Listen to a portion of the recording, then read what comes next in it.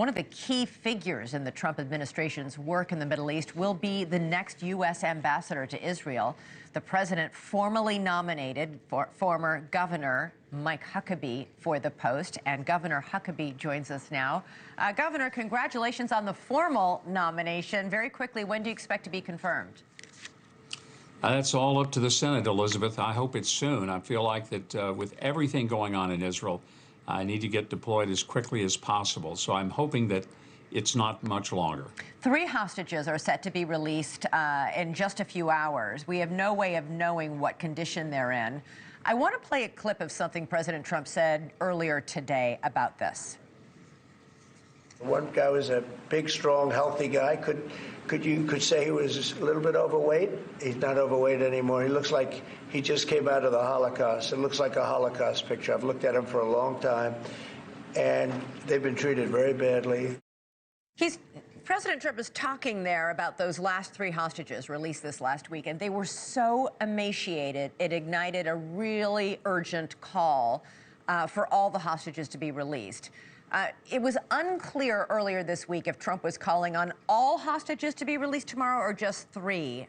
Can you clarify what he meant? Elizabeth, I cannot speak to that. You know, there's an old saying in politics, those who know don't talk, and those who talk don't know. And I think that holds true a lot of times. I let the president speak for himself, and I certainly wouldn't try to put words in his mouth or his policies. But what I would say is that there's finally been some breakthrough since President Trump took office, and even before. There is movement. Hostages are coming home. But I think all of us, we long for the day when they're all accounted for, every last one of them. And when you see these who do get out, like those last weekend, I know it moved the president deeply when he saw how badly they had been treated, and then the humiliating way in which they were turned over for their release. It was supposed to be dignified and private. It was a circus. It was disgusting. It was everything it shouldn't have been. And all of us, hopefully, just want to see this come to an end. But one of the ways it has to come to an end, there can be no more Hamas. They cannot continue to exist and survive, and they certainly can't govern anybody. But as you know, Governor, this is an ideology. Even leaders of the IDF have said point blank, we will never completely eradicate Hamas.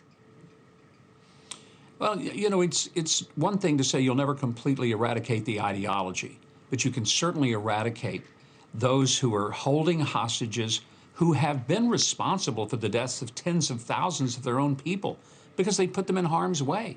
They don't care about those who have died in Gaza. And all of this should have been avoided. None of it had to have happened.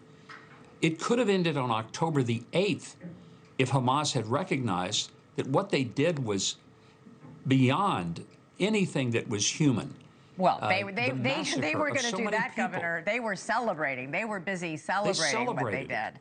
Oh, they have said as recently as a week ago, Elizabeth, they want to do it again. Yeah. That's what we have to recognize. They're not a government. These are butchers. These are barbarians. These are savages. They're not a government. You do not deal with them as if they have some credibility.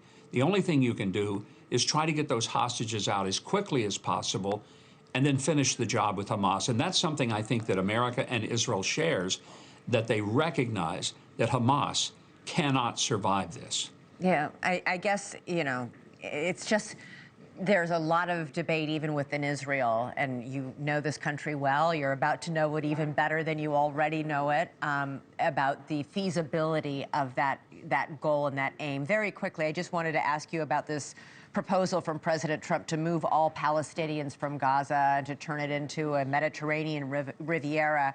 As you know, King Abdullah of Jordan said shortly after meeting with President Trump that the forced expulsion of the Palestinians from Gaza is a non-starter.